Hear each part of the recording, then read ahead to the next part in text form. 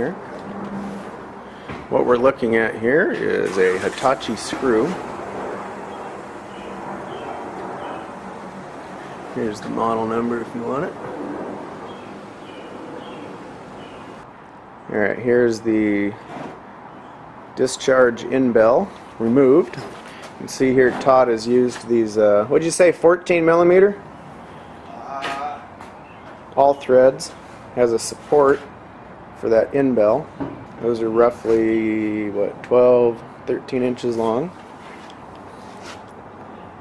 Here's what we're going to be taking apart. 16 millimeter. 16 millimeter. Alright.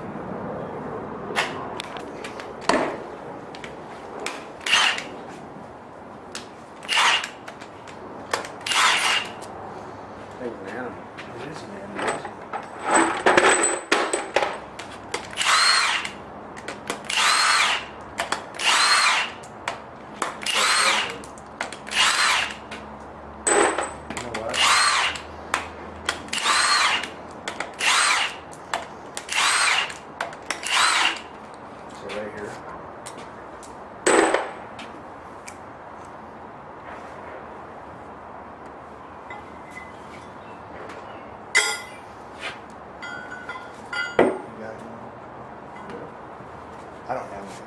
All I got is the big leather ones. Oh.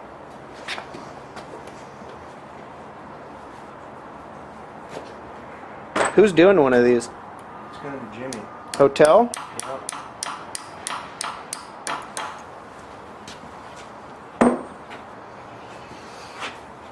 So is this recording now? Yeah. Okay. So if I need to get in here a little closer, which I probably should. Looks like you're doing something important there. So right here's a lock nut, or lock washer. And this holds your slipper ring assembly in right here. This is your piston. So you got to unloosen that lock nut washer right here. Just bend it up. It's just a bend tab. And then we'll unscrew this. When you unscrew this, you want to... Sometimes these pop out. There's a spring back behind them. But we'll see. That impact's behind you there.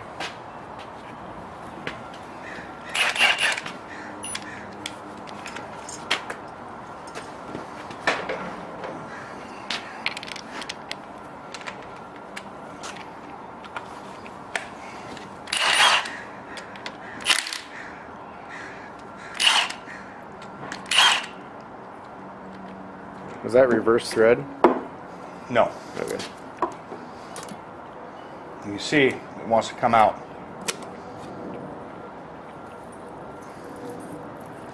Along with a bunch of oil.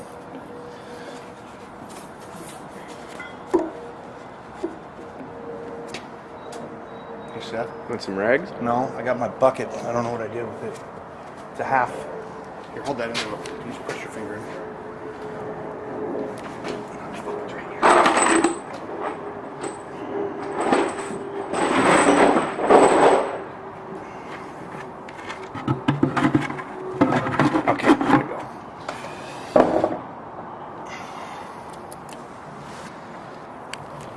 So when you do this, here's a washer right here. This is super important. This is right here. All right. It goes right over the knob of that.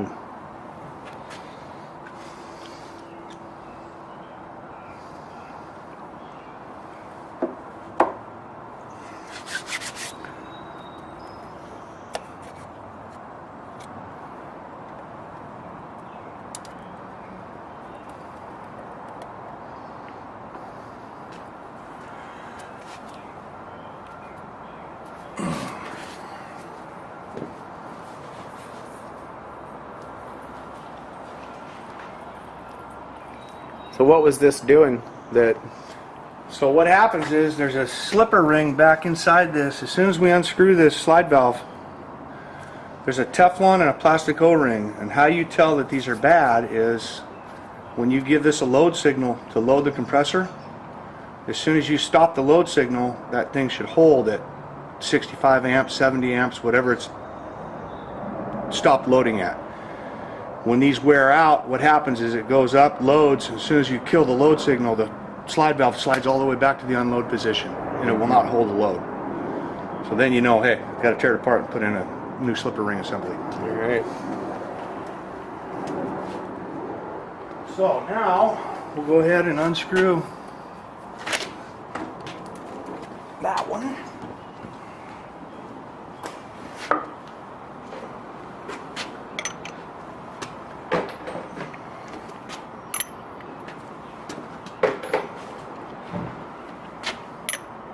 Jesus Christ. I think it's 30 millimeter. I'm like,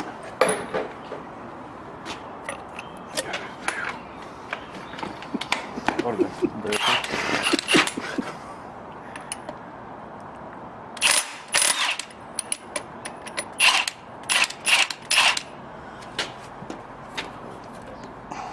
Okay.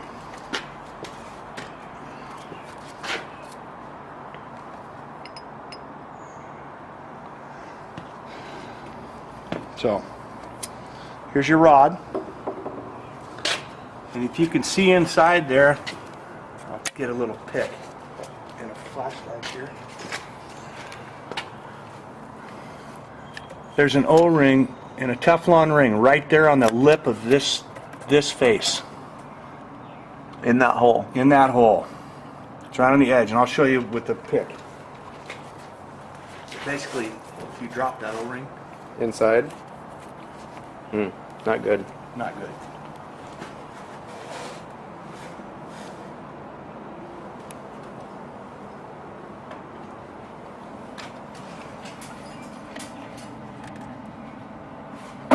Here you can kind of see the O-ring in there, that white part.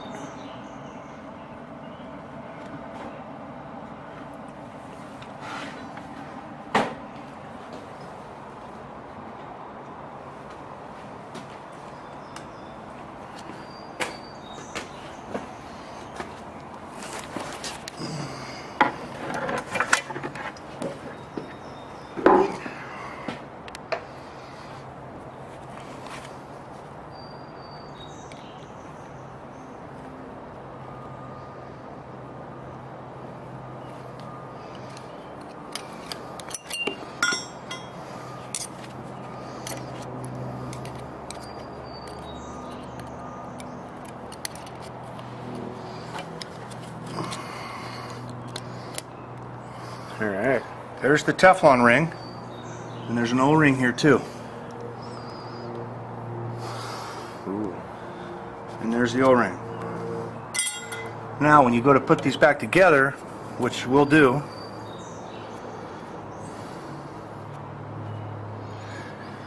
you need to heat these up to about 160 degrees. And normally what I do, they come as a one piece just like that, and obviously we're gonna try to reuse the old one when we put it back in. Oh, but so actually one fits inside the other. yeah, it's a one piece fitting, and I'll go get a new one and show you what the new ones look like. But basically you have to heat this up to about, I think the book says 122 to 140 degrees. So basically what I do is this is a mammoth unit, so normally there's a bunch of compressors running. I just set it on the discharge line or another compressor. By the time I'm ready to do it, it's heated up. What's the point of the heating it up? So you don't, it's way easier to bend this Teflon. I'll show you when we put this in, we have to bend it to get it in there.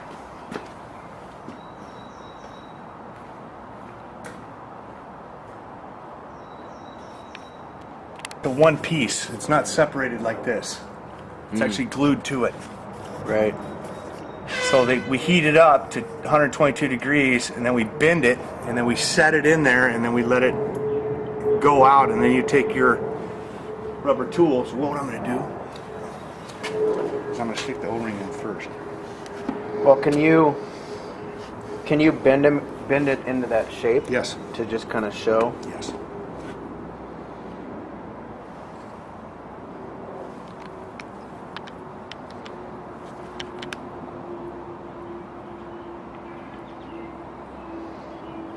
So what you do is you set this on the discharge line for about half an hour, 20 minutes, and this is really pliable then. Right now this one's cold, so it's not bending very well, but you basically bend it into a U,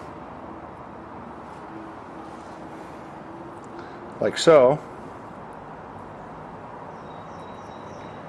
Which would be glued together. It should be glued together, and then you stick it in here. What I'm going to do right now is I'm going to stick the O-ring in first and then leave the Teflon out, and then we'll do the Teflon.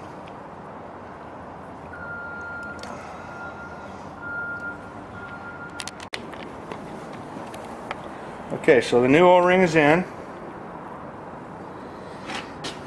You kind of see it there. Yeah, there you can see it. Yeah, right here is your O-ring circle.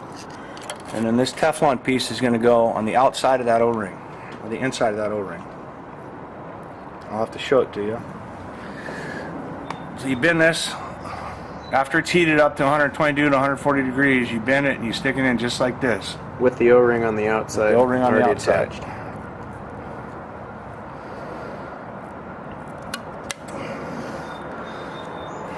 And it's going to look just like that. But when it's warm, it's going to want to push out. So,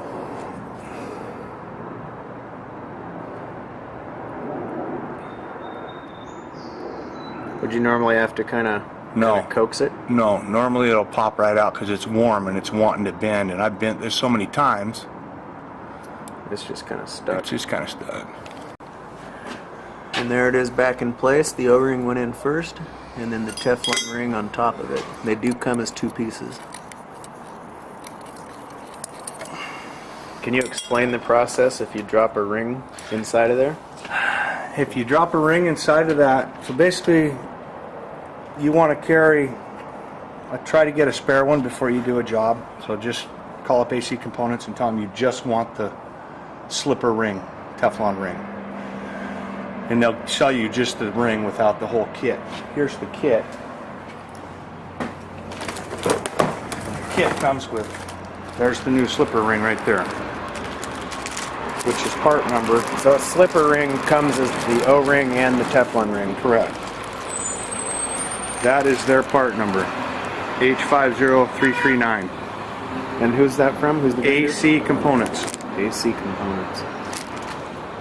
Which is, so it comes with a full kit. You get all the new O-rings. You get the new discharge plate gasket. You get the new discharge gasket. You get the new slipper rings. You get all new suction and discharge. And you also get, which we haven't taken off yet. We have taken off, but you get this gasket here, and then there's a gasket that goes around here that we're going to replace. Basically what I do is I put a bunch of oil on it, put my finger and get that thing lubed up really good. Make sure this is cleaned up, the shaft. There's usually plenty of oil left over.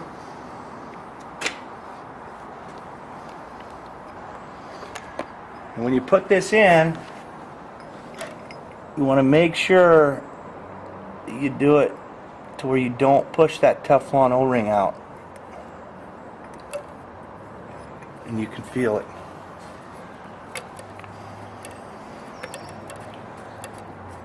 So if the Teflon or the O-ring gets pushed into the sump, what do you do? If the O-ring gets pushed into the sump, theoretically, it's a major disassembly of the whole compressor.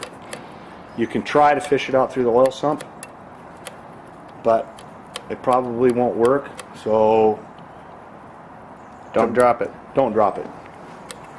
To be honest with you, I've done it, and I've never had an issue with it. It gets chewed up in the screws. But my recommendation would be, after you do that, change the oil and pull the strainer out and change the dryers. Would this be where you'd try to fish it out right here? This is where you try to fish it out. So this is your oil drain cover, which is there. We pull out the 4 bolts. And you can pull the oil strainer out. If you guys have never seen this strainer, basically the slide valve works on discharge pressure, oil pressure. And if this gets plugged up with debris and crap, you won't be able to load or unload. And then there's your oil sump.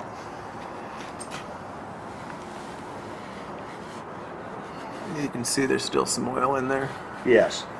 And when you do an oil change, a lot of times what will happen is if these get too plugged, these will actually collapse from the pressure.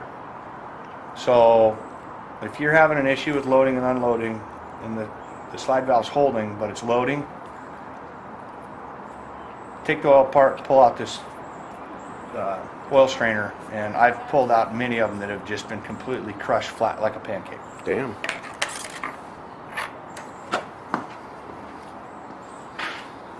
.30mm, 43 foot-pounds is what we tighten that up to.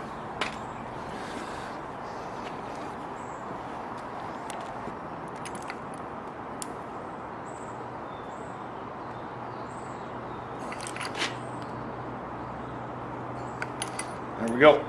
Now, this is a hard steel washer. This comes in your kit also. This one you do not want to forget to put in. This goes right on the outside of that bolt. You just put in and tighten down to 43 foot-pounds. Sits right there. Basically what will happen is it'll bypass gas through that, and this still will not load again. Your kit would include the... Kit includes that, and then this is the new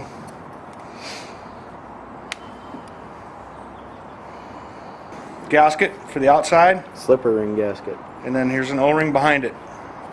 So this is basically a seal.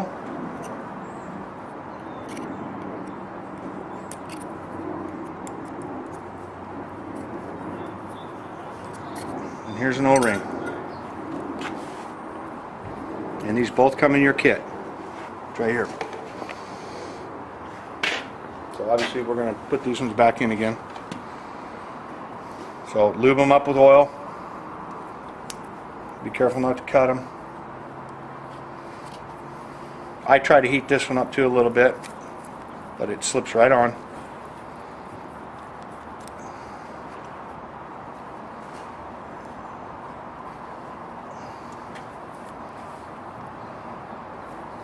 And obviously you guys make sure everything is spotless when you put this all back together again. Look in here, make sure all this oil is completely clean, because if you get one piece of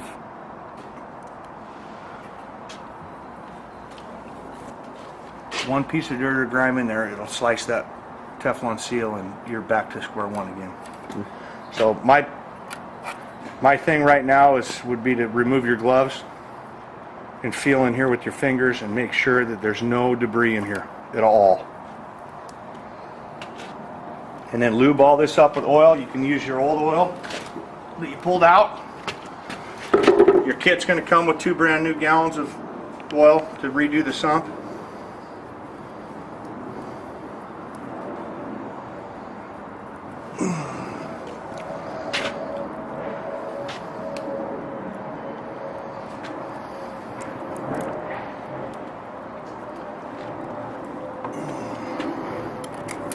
There's your spring.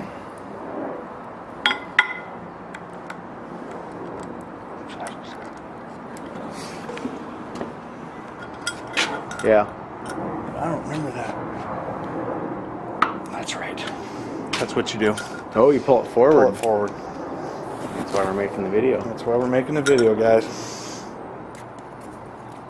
We struggle so you don't have to. That's right. You're welcome.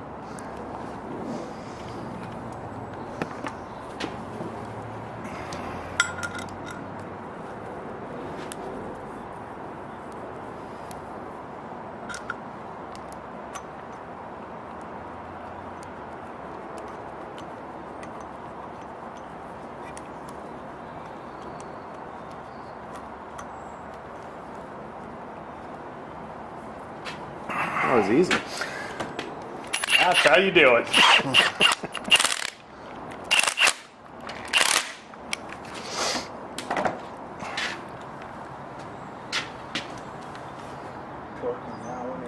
So you gonna show us this dry ice repair? No, I've never done it. I had one on the 10 stroke. What are you torquing that to? Torquing this to 18 foot-pounds.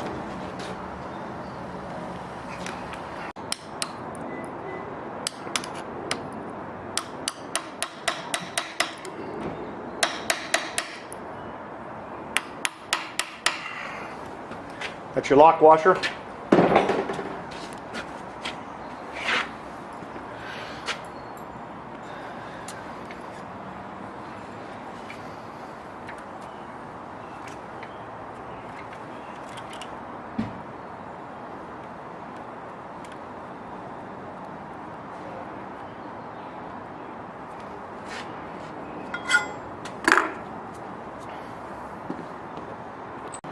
Got our discharge plates back on. Any particular order you have to tighten those down in? No. I try to, normally on everything I torque, I try to go from the center out. Just so you don't get a bow. And then try to push the plate out. I always go from the center out to put the pressure out. Alright. And then, these are just some guide pins for when you put the new shell back on again.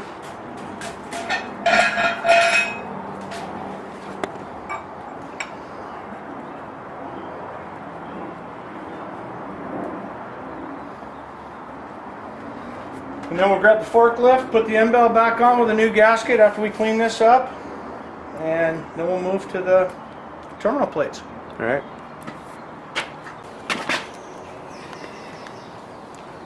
So this is the what? This is the oil separator. So basically your discharge gas passes through this. It's basically That media. media, and the velocity, so the oil hits it, drops it, and runs back down into the oil sump. So if you notice on Hitachi's, any screw, basically when they're loaded all the way up, the velocity is so high, it washes the oil right out of the sump on almost all screws. So to bring the oil back, it's completely opposite. You usually part unload it to get oil back into your sump again. That's an automatic function, or is that something the controls do? It's not a function at all. It's scary is what it is. Oh. So when you come up to a screw compressor that's loaded all the way up, and you look in the sight glass, most of the time you do not have an oil level in the sight glass. There's enough oil splashing around in there to keep the screws and everything built, and the oil pressure is basically what loads the solenoid. So if it's not making oil pressure, it's not going to load the machine. So I've never had one or burn out because of lack of oil, but the newer compressors now have an oil level switch on them, Oh. and it's a nuisance. There's a magnet down here too, don't forget about. Jim, you said this is supposed to be in the sump? Yeah. Here's your magnet. Somebody left it sitting right there. That's when you do the oil change. Where would this normally be sitting at? It's usually laying down in the sump underneath the, Next to the strainer. next to the strainer. So you pull a strainer out, which we pulled out earlier. Yeah. We pulled it. Well, it doesn't matter. I mean, Pull a if it- strainer out and then reach in there with a long pair of needle nose and get that out, clean that magnet off, and just drop it back in the sump again. All right, here we are back together. One thing of particular importance, before you take this thing off, this discharge in bell, make sure you mark it where the top is with some hash marks. Because if you don't get this thing back on there right, then your flange won't bolt back up correctly. Now you're probably saying, well, how am I going to slide this out? Because it is in a rack of some kind and there's not room. Well, that's up to you to figure out. Unfortunately, there's a couple options. You have lifting lugs or eyes here and here, or you can wrap chains around it, lift it up, set it on the floor. That's the ideal way to do it. Jim Barrett has a table that he's made. You can talk to him about it. 16 That actually attaches to the frame, and then you can slide the compressor out. So that's another option.